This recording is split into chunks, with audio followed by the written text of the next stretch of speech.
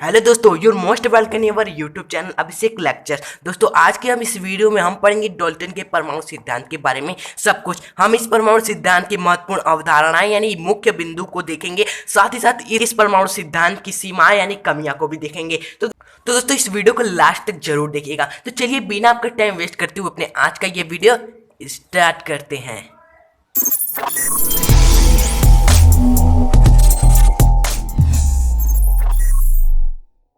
दोस्तों, video start करने से पहले आइए हम डाल्टन जी के बारे में कुछ बातें जान लेते हैं। तो दोस्तों, ये डाल्टन एक अंग्रेजी वैज्ञानिक थे। इन्होंने यह सिद्धांत सन 1804 ईस्वी में प्रतिपादित किया था।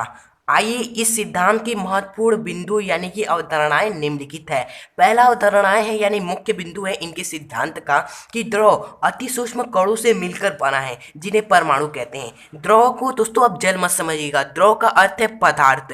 दोस्तों, द्रव और द्रव दोनों में अंतर होता है। द्रव्य मतलब होता है पदार्थ और द्रव मतलब होता है दोस्तों जल। तो आपको ये बातें याद रखनी है, आपको इन दोनों में डिफरेंस याद रखना है। आप पढ़ते हैं दोस्तों, जो पदार्थ होता है वो अति सूक्ष्म कणों से मिलकर बना होता है। ये पेन है, ये एक पदार्थ है दोस्तों। ये क्या हुआ, छोटे छोटे सूक्ष्म कणों से मिलकर ये एक पेन बना हुआ है। तो दोस्तों, उस छोटे सूक्ष्म कणों को इन्होंने क्या नाम दिया है, परमाणु कहा है। दूसरा मुख्य बिंदु है कि किसी तत्व के परमाणु दूसरे तत्व के परमाणु से भिन्न होते हैं। इन्होंने बताया कि कोई भी आप एक तत्व ले लीजिए, उसका परमाणु देखिए, तथा आप दूसरा तत्व ले लीजिए, उसका परमाणु देखिए, दोनों क्या होंगे दोस्तों, भिन्न होंगे। जैसा कि आपने H2 ले लिया, ये एक तत्व है, और O2 ले लिया, ये एक तत्व है।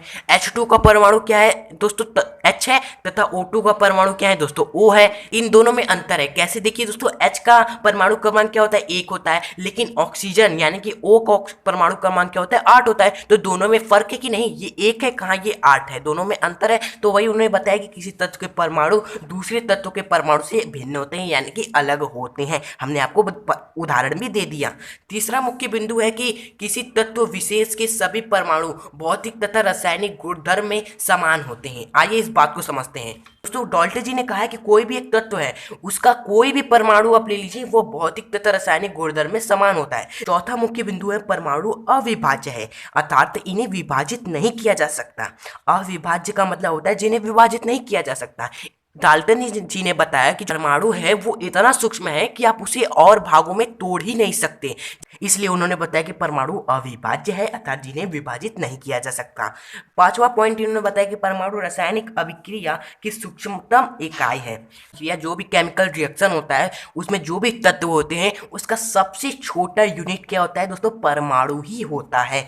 छठवां मुख्य बिंदु है कि परमाणु अविनाशी है, अर्थात ना तो इन्हें बनाया जा सकता है और ना ही इन्हें नष्ट किया जा सकता है। जो सातवां मुख्य बिंदु है कि परमाणु संयोग करके अणु बनाते हैं। ये तो आपको पता है, जब दो या दो से अधिक परमाणु आपस में मिलते हैं तो एक अणु का निर्माण करते हैं।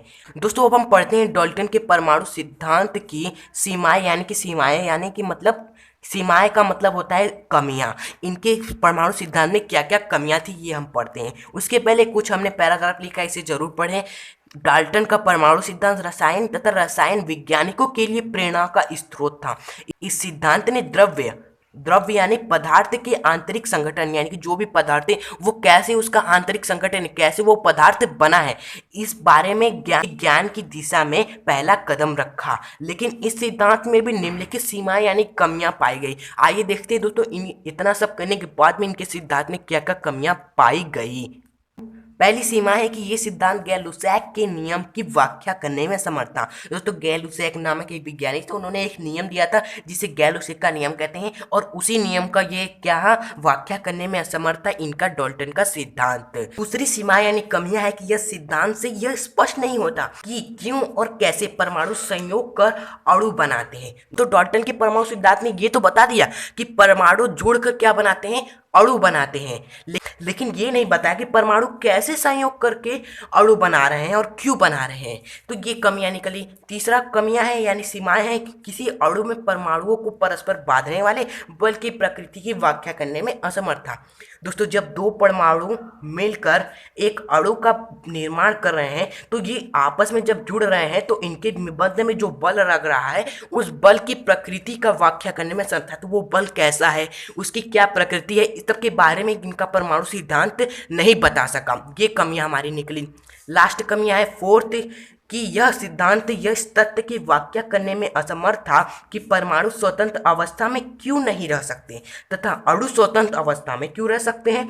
दोस्तों, इस परमाणु सिद्धांत से हमें यह कमियां निकली कि जो परमाणु है वो स्वतंत्र अवस्था में क्यों नहीं रह सकते, यानी कि परमाणु अस्थायी होते हैं, वो तुरंत अभिक्रिया मतलब तुरंत जुड़ जाते हैं, संगठन करके अणु बना लेते हैं, लेकिन अणु जुड़ते नहीं है दोस्तों। अणु क्या होते हैं, वो स्वतंत्र अवस्था में रहते हैं, लेकिन परमाणु अस्वतंत्र अवस्था में रहते हैं। तो यही हमें नहीं पता चल रहा कि परमाणु अस्वतंत्र अवस्था में क्यों रहते हैं, यानी स्वतंत्र अवस्था में क्यों नहीं रहते हैं, लेकिन अणु स्वतंत्र अवस्था में क्यों रहते हैं। तो यही हमारा एक कमियां निकल के आया। तो दोस्तों, ये 4 महत्वपूर्ण कमियां थी जो हमने आपको बताई। आपको ये कमियों को और मुख्य बिंदु जो हमने आपको बताया पहले, उस सबको पढ़ लेना है। तो आई होप आपको समझ में आया होगा। वीडियो अच्छी लगी होगी तो वीडियो को प्लीज़ एक लाइक करिएगा हमारे मेहनत के लिए, और अगर आप हमारे चैनल पे नए हैं तो हमारे चैनल को प्लीज़ अभी सब्सक्राइब कर लें, क्योंकि ऐसे ही महत्वपूर्ण वीडियो अभी और भी आने वाली हैं, तो आपके पास तुरंत पहुंच जाए। और बेल नोटिफिकेशन आइकन को ऑन करना ना भूलें। अपने फ्रेंड्स को भी ये वीडियो शेयर कर दें ताकि वो भी इस वीडियो का फ़ायदा उठा सके। तो अब दोस्तों मिलते हैं एक नेक्स्ट वीडियो के साथ, तब तक के लिए